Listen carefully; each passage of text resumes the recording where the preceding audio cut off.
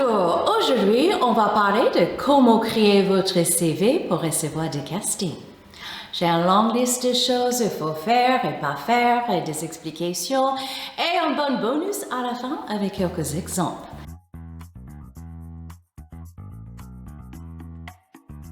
D'abord, on va parler de toutes les choses qu'il ne faut pas faire. Il ne faut pas noter votre numéro de téléphone personnel ni votre adresse.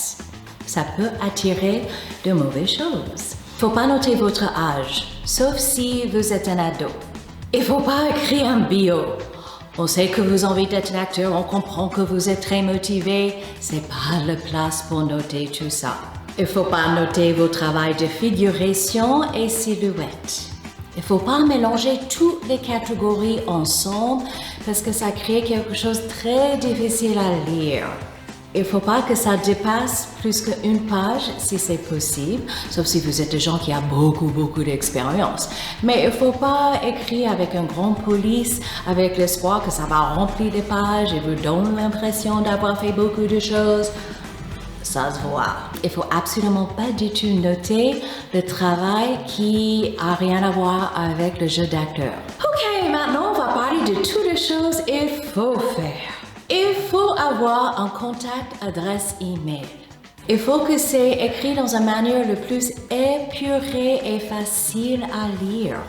Première chose, il faut noter votre taille, la couleur de vos cheveux et vos yeux. Si vous parlez des autres langues et si vous avez des permis. Après, il faut avoir de différentes catégories très claires.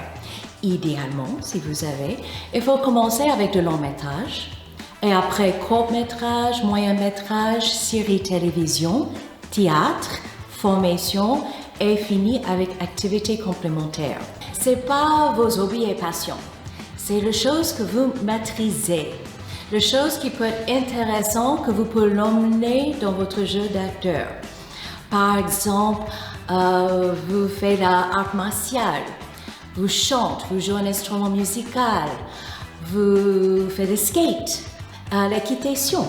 Et c'est une bonne idée d'inclure entre 1 et 3 photos.